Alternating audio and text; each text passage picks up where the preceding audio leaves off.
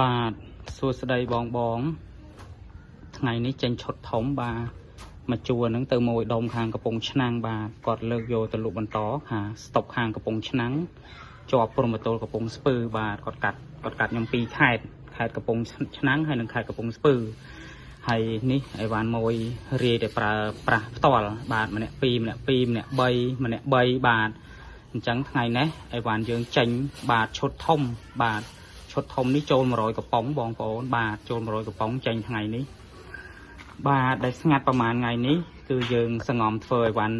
បាទដើម្បីបញ្ជូនទៅឲ្យមួយបាទបញ្ជូនទៅឲ្យមួយដុំដែលគាត់ហ៊ានកាត់ស្តុកយកទៅលក់ជាចែកចាយជាដេប៉ូបាទហើយនឹងមួយរាយ2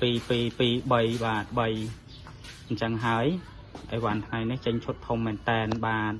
ឃើញស្ងាត់មួយរយៈនេះគឺសង្ងំធ្វើ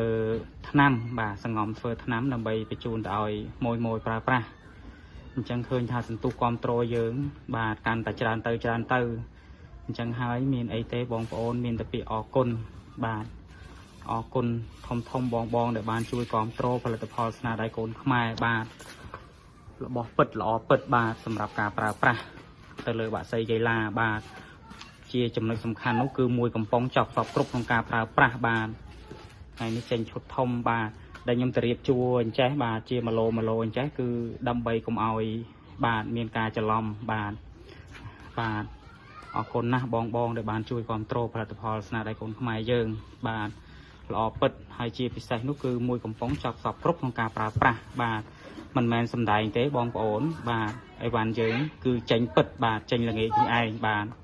ចេញល្ងាចនេះឯងគាត់កំងមកចូល5ថ្ងៃហើយបាទ5ថ្ងៃហើយទៅតែបានអីវ៉ាន់ឲ្យគាត់បាទគាត់យកទៅ